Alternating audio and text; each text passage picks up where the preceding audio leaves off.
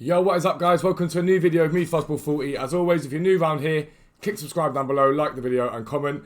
This video is essentially to teach you guys about icon trading. The reason why I'm bringing the video out now is because the icon market's down, especially in mids and some babies. The icon market is down, and the reason for that is people are expecting the mid icon SBC. Now, that makes icon trading high risk and low risk at the same time. So, if, for example, I was to pick up the overmars you see on screen right now and do that now, that would be risky because everyone's sort of waiting for 6 o'clock to hit each day before we see the icon SBC. Every day that doesn't do that, the market sort of climbs up a little bit again and then drops off in the morning, climbs up a little bit again, drops off in the morning. It's sort of a recurring theme. But if the mid-icon SBC does not come out, the prices will stay where they are, relatively where they are at the moment, because they're at the lowest point they've been at. Which is why, for me, it's low risk. The market can't really get any lower until that SBC drops. We've seen some falls and whatnot recently, but nothing terrible. Now, I'm going to teach you guys about the guys that I trade with and give you an idea of how you want to start learning to trade with icons. Whatever you do, don't go out and just buy icons right now. It'd be silly, but you're going to need, in my opinion, Excel, a spreadsheet, any sort of spreadsheet, Google Docs, Google Sheets, whatever it's called, that's what I use. A spreadsheet. Start off by choosing 5 icons that you want to trade with. But I want to show you and explain to you where I buy and where I sell and how I do it in terms of making my most profit when I do trade with icons. I still believe that trading with silvers is more profitable with the amount of coins you spend, but icon trading is still, it's relatively simplistic once you get to know your market. So I also just want to show you, so I've been selling silvers overnight. Now, my point on these guys here is that guy Eula, I made 3k profit on. That guy I made like 6k profit on. I bought 3k yesterday. Those two alone, from what was probably about a 6,000 coin spend, I've made the same amount of make off an icon. So don't sit there thinking icon trading is going to make you more money than silver trading or any other method of trading. It isn't. You make similar amounts no matter which one it is. It's which market you choose to master is the one that makes you the most money. For me, I've chosen silvers because I've always loved silvers and that's what I've mastered and that's why I can make absolute bank from silvers. Other people have chosen Dan 3273. Flair, I know he does special card trading a lot at the moment along with silvers.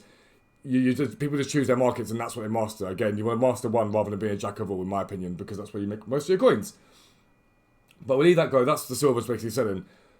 What you want to be doing realistically is looking at, the first thing you want to think about is fluctuations. I tell you guys this all the time. Fluctuations are important. During the day, prices go up and down on icons depending on the time of the day, right?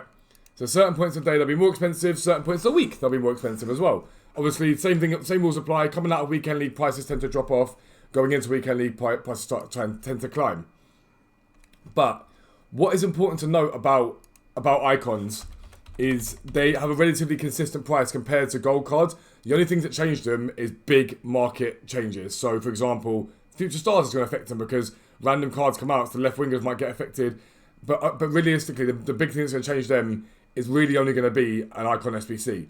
Because let's say, for example, a mid-icon SBC comes out and loads of people get overmars, there's a chance overmars goes out of packs. But do not let people scare you. Last time we got the base icon SBC, the icons dropped before the SBC. SBC came out, they stayed relatively where they were, and then they actually climbed. This is a fact, they climbed. They didn't drop off like everyone thinks they did, they climbed.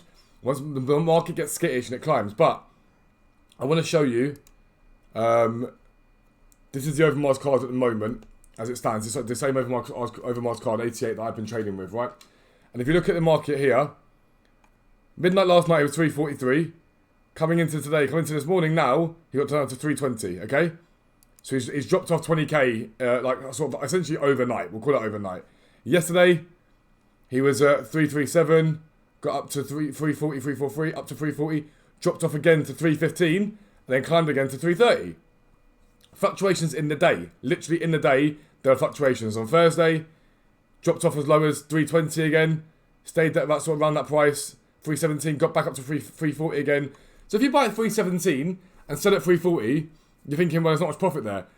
Footbin does not tell you, and it does not tell you, the price, the max price and min price. That's the average sell price. With overmars, I won't be anymore because it's come down in price. I have been sending him, buying him at 320, selling him at 380. That's been happening consistently. But I'm now going to have to reassess that. And so what I will do is I'll look at the 321 here and I'll add him to transfer targets. And I'll see if he sells, what his price he sells at. I'm then going to look at like ones later on. You want to get a few of them on the market. I want to see if this guy sells. I want to see if this guy sells. No, we won't keep him on there. Add him. And just start getting the idea of a price that these cards sell for, realistically, and start thinking, right, what is their sell price? What is their money at this time of day? Usually, for me, the best time to buy is late, like not late at night, but like late night UK, sort of before midnight, is a good time to buy. And first thing in the morning tends to be a good time to buy. Sound like an oxymoron. The time in between them overnight is their high point. That's when I tend to sell and make most coins. Other than that, it's throughout the day, just monitor the market and see where it is. But this Pires has been selling consistently for 220 for weeks now. There's one for 199. There's another for 194 right there with a hunter on him, which is cheap. Again, I'm going to add him to transfer targets, and I'm going to see if he sells. And at the 199 transfer targets, see if he sells. And then when I'm out today, because I'm going to football today, if I'm out to football today, I'll just go on and check. And I'll just say, okay, cool. What do I want to be selling these guys for? What are they selling for? Okay, let me add these ones transfer targets. And I'll probably add about 20 in the end. And just work out my price and get an average sell price from all of them to know what I should be buying them at. And the prices will change. What you need to remember is with the graphs and whatnot on Footbin is they update periodically, but they're not the most accurate thing in the world. Don't think they're the be all and end all. They're not. But my advice to you guys is look for players that are relatively meta. Pavel Nedved, I've told you guys about him before. He's a relatively meta card, and that's why he's held his price very, very well. Even in the clash of other guys, he's still relatively high. You used to have to sell him for about 580, 590, give or take. But again, I'm just going to add this guy to transfer targets. I'm going to add this guy to transfer targets. I'm going to add this guy to transfer targets. And just see if they sell. There's no harm in just seeing if these guys all sell. And that way I know, realistically, okay, cool, they sell. Now, things to think about. You might look at this pile here. And let's say there's one for 520 and go, right, that 520 is a good deal because I normally sell them for 560. Avoid doing that. One thing that I've learned and one thing I've been taught by Dan, by loads of guys who know this market better than I do, have taught me really well, is look for the undercut. It's something that I've been taught all the time. 538, for example, here. Let's say the rest of them are 570. You might think that's a great deal, but if this guy doesn't sell, the guy who's selling him will probably relist him cheaper to get rid of him. Especially on Xbox. It's really, really potent on Xbox.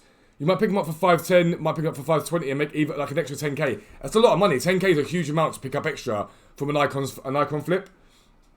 So don't necessarily buy the cheapest one on the market. Look for the flip. Look for the undercut that's going to come in that means you can get it cheaper. So I guarantee you this 538 will be, if it doesn't sell, will be put back on the market at 528, 525. It happens all the time.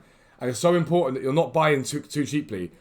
But keep your eye on the database. And what I would be doing right now is I'll get these guys up onto transfer targets. I then get my database up and I just mark down what they sold for. Even when I'm out today, I'll be at the football, I'll still mark down, I'll screenshot what it sold for. So when I get back, I can put it on the database without, like, okay, cool. That Nedved did sell for 540 and Nedved sold for 520.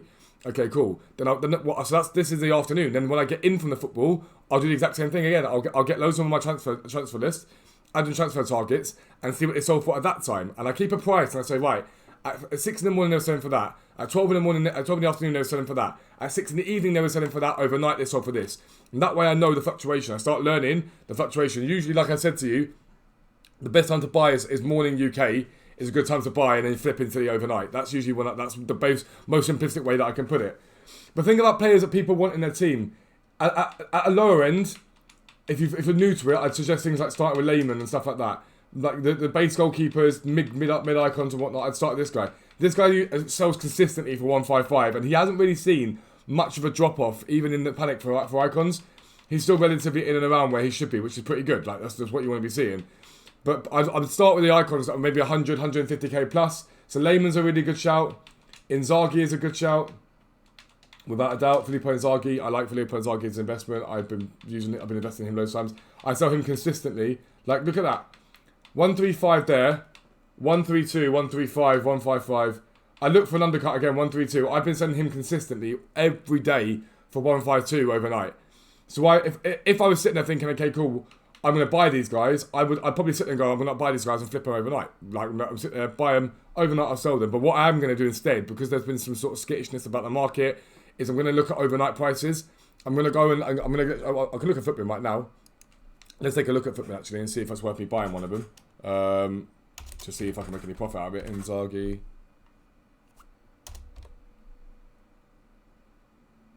The 87. I'll show you guys it.